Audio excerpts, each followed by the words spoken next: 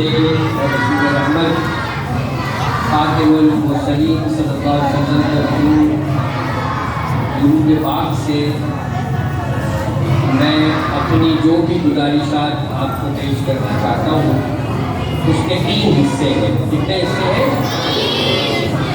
میری گفتگو کا پہلا حصہ جو اس وقت ہمارا سینئر سیکشن کا اسٹاف ہے اس کے لیے ہے۔ آپ لوگ یہ جانتے ہیں کہ یہ جو ہماری آج کی جشن آزادی کی تقریبات ہے یہ تقریب نہیں ہے، یہ کیا ہے؟ تقریبات ہے۔ کیوں کہہ رہا ہوں میں کہ یہ تقریبات ہے؟ بتائیں یہ جمع کیوں ہے؟ تقریب نہیں ہے، تقریبات ہے۔ کیوں ہے؟ اچھا، اس لیے کہ ہماری آزادی کا دن ہے تو ہمیں ایک سے زیادہ تقریب کرنی چاہیے۔ چلو اچھی بات ہے، کلاپنگ کرنے کے لیے۔ آپ کے اسکول میں اس وقت 3 جگہوں پر تقریبات ہو رہی ہیں، پروگرامز ہو رہے ہیں۔ ایک پری جونیئر سیکشن کا آپ کے سائنس ہال میں ہو رہا ہے، اور ایک آپ کے پڑوس میں جونیئر سیکشن کا ہو رہا ہے جس کا شور ادھر آ رہا ہے، اور ایک یہ آپ لوگ ہیں سینئر سیکشن جن کا شور وہاں جا رہا ہوگا۔ لیکن آج کے دن یہ شور نسبتاً قابل برداشت ہے اور برداشت کرنا ہے۔ میری گفتگو کا جو پہلا حصہ ہے وہ اساتذہ کے لیے ہے کہ مجھے بہت خوشی ہوئی اور بہت اچھا لگا کہ ہماری اساتذہ نے یوم پاکستان کے حوالے سے بہت قیمتی باتیں آپ تک پہنچائی ہیں۔ اللہ کرے کہ وہ آپ کی سمجھ میں آئے۔ ہم بھی دعا کریں گے، آپ بھی دعا کیجیے گا کہ جو باتیں آپ نے سنی ہیں اس پہ عمل ہو۔ اور خاص طور پر میں آج جو تقریب یہ والی ہوئی ہے اس کے لیے میں آپ کے ٹیچر علامہ نعیم قادری صاحب اور مسز عنبر نسرین کا خاص طور پہ شکریہ ادا کرتا ہوں کہ انہوں نے بہت شارٹ نوٹس پر آپ لوگوں کو تیاری کرائی۔ آپ نے ملی نغمات پیش کیے، آپ نے میری غیر موجودگی کو مجھے بتایا ٹیبلوز پیش کی، اور ایک آدھ کسی بچے نے شاید تقریر بھی کی۔ اب میری گفتگو کا یہ جو دوسرا سیگمنٹ ہے یہ آپ کے لیے، ٹھیک ہے؟ آج ہم اپنا کون سا یوم آزادی منا رہے ہیں؟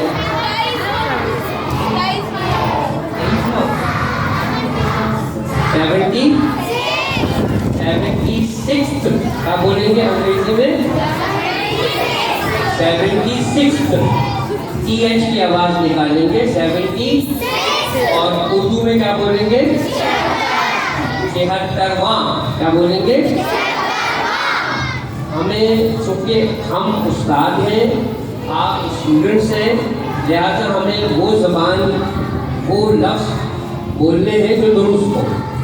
یہ ہمارا اردو میں کون سا یوم آزادی ہے؟ 73واں، ٹھیک ہے؟ اور انگریزی میں 76، ٹھیک ہے؟ اب یہ 76واں اور 76 کیوں بولتے ہیں؟ 76 یا 76 کیوں نہیں بولتے ہیں؟ یہ آپ اپنی اردو اور انگلش کے ٹیچر سے سمجھنے کی کوشش کیجیے گا۔ اس کے بعد کہیں کہیں آپ یہ دیکھیں گے کہ آپ کو سننا پڑے گا یا لکھا ہوا دیکھیں گے کہ یہ پاکستان کا کی 75ویں سالگرہ ہے، ٹھیک ہے؟ کہیں کہیں آپ 75 کا لفظ بھی پڑھیں گے کہ یہ پاکستان کی 75ویں سالگرہ ہے یا 75 پاکستان کا ڈیٹ آف برتھ ہے۔ تو یہ کیا فرق ہے؟ 1 سال کا فرق کیوں آیا؟ بتائیں۔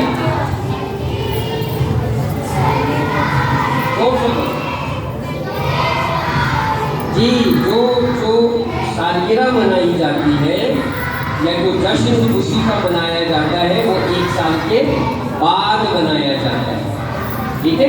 تو دس از our 76th انڈیپینڈنس ڈے۔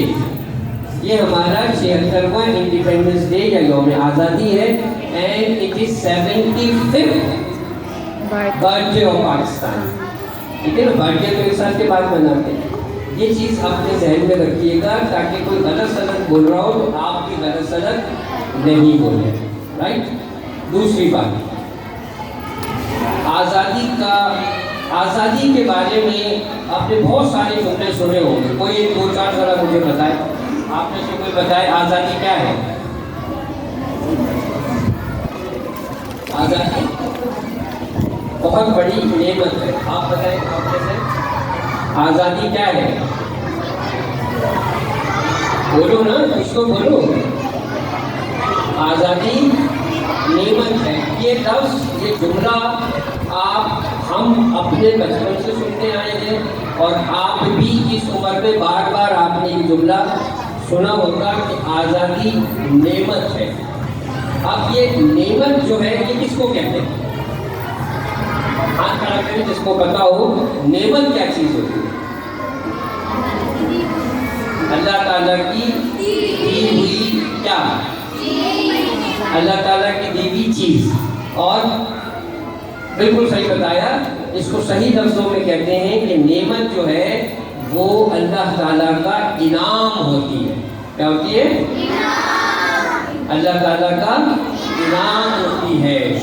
तो पाकिस्तान को जब हम कहते हैं कि पाकिस्तान का बनना या हमें आज़ादी मिलना, एक ही बात है दोनों। पाकिस्तान को आज़ादी मिलने का क्या मतलब है? पाकिस्तान का बनना। ये दोनों अल्लाह की नेमत है।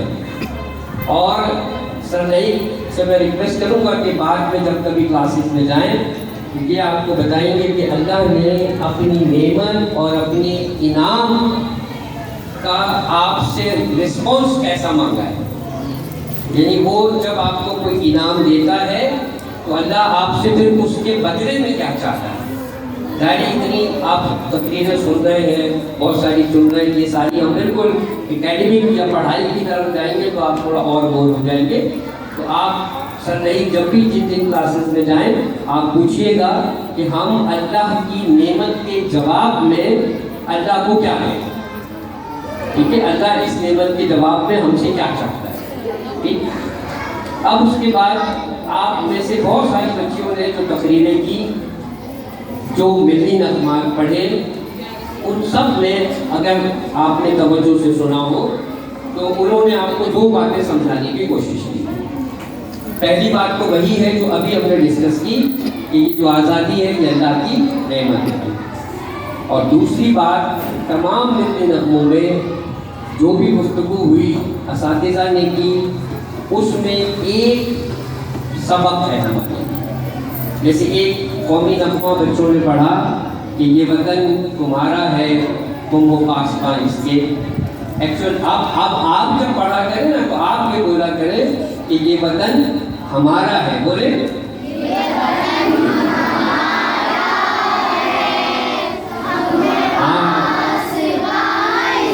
सब पढ़ेंगे।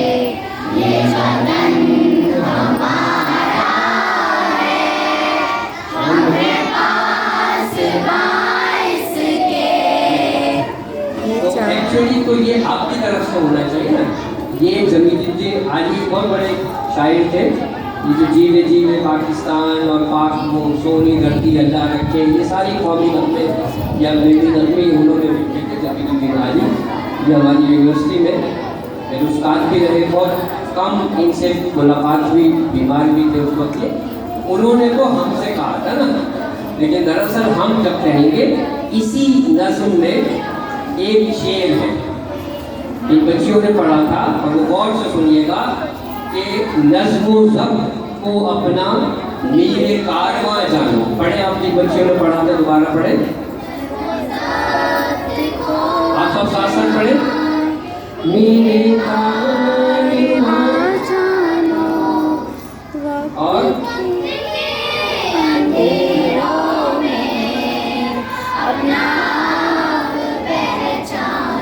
जो दो मिसरे हैं ना, ये दो जुमले, ये आज की इस तकरीब का मेन, जो आप अपने सबक के आखिर में पढ़ते हैं ना उर्दू में, कि इस सबक का मरकज़ी ख्याल क्या है और अंग्रेज़ी में कहते हैं मोरल क्या है, सीखा क्या है।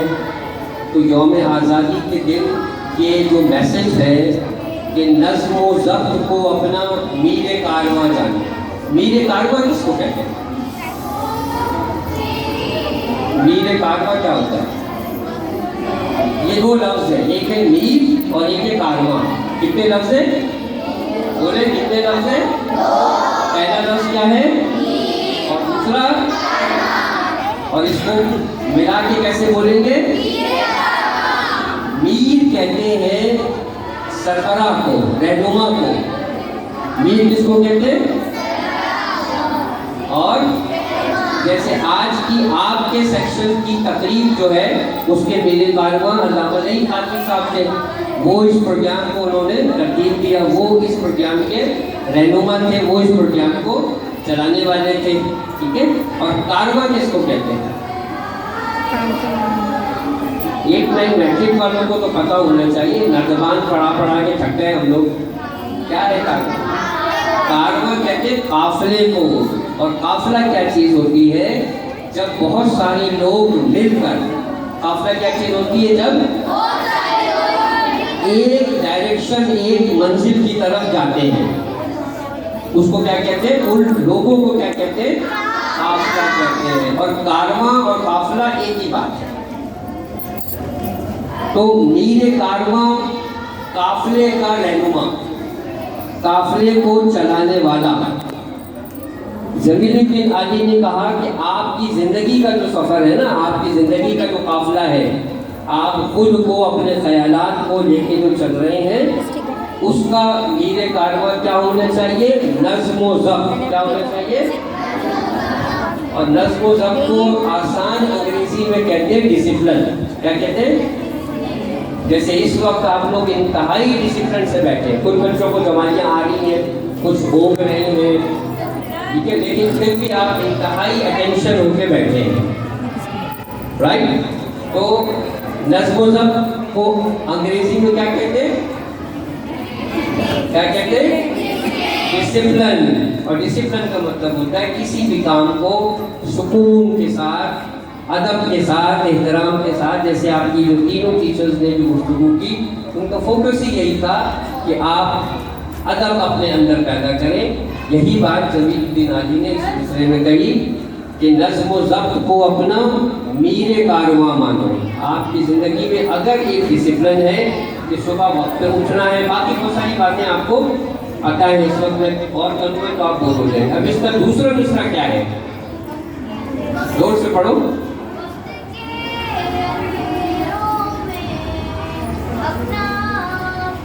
अब आप भी कोरस पे पढ़ो और बॉयज आप भी सब साथ मिलकर पढ़े।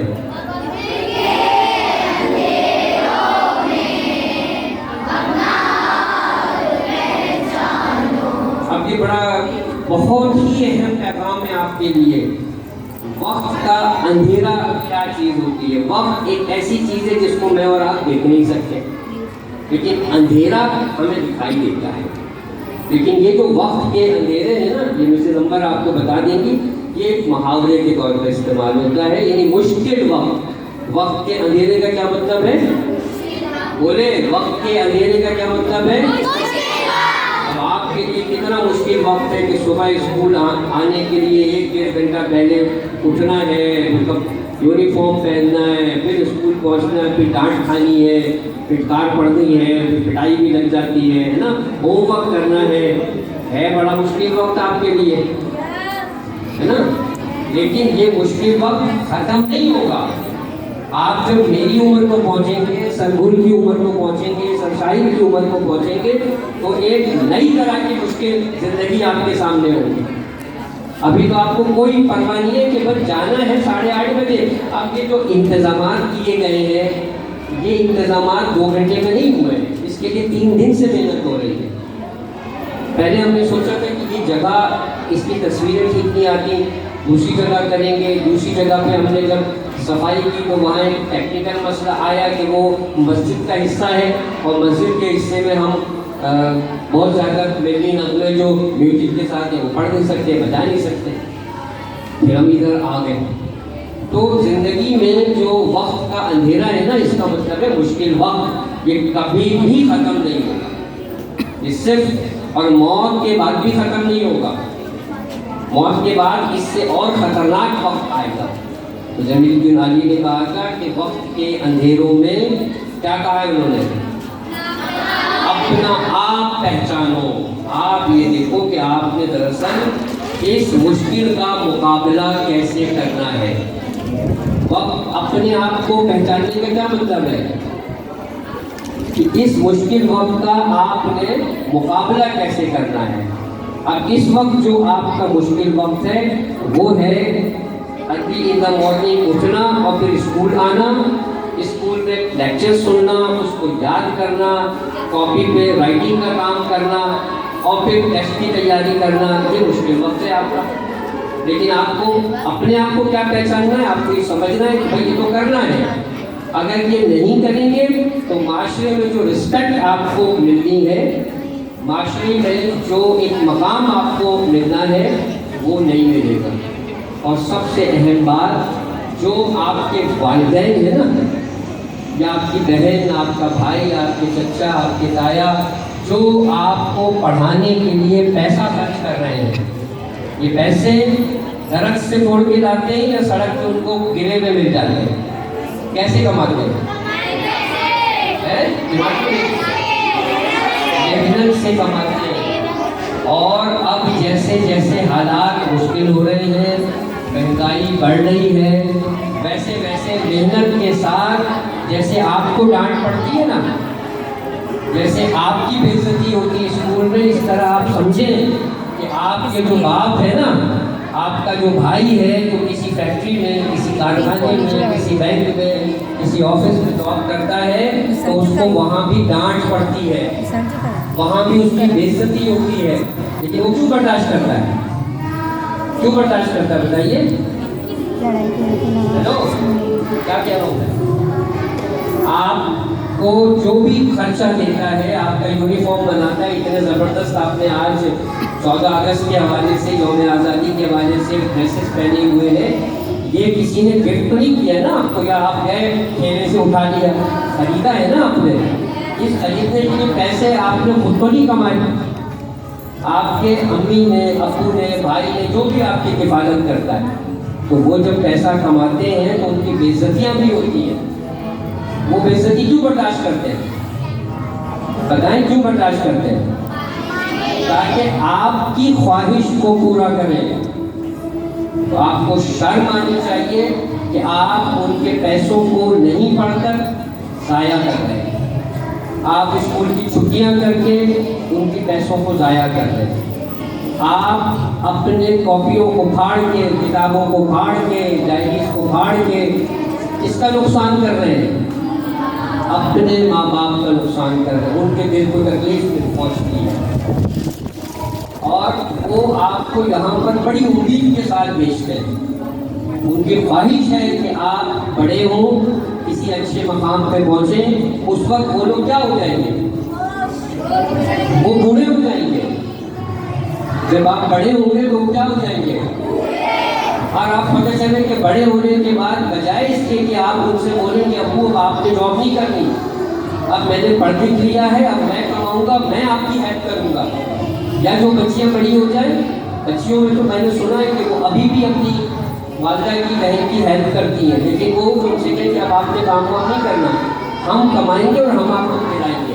پتہ چلے کہ جناب آپ ان کو کھلانے کے بجائے، ان کو پیسے دینے کے بجائے روز ان سے ہی مانگنا شروع کرتے ہیں۔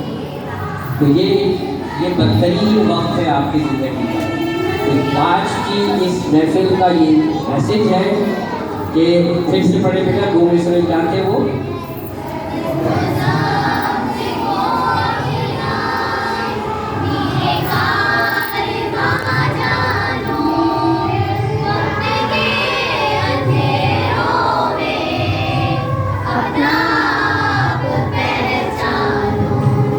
رائٹ، تو اب سوچنا ہے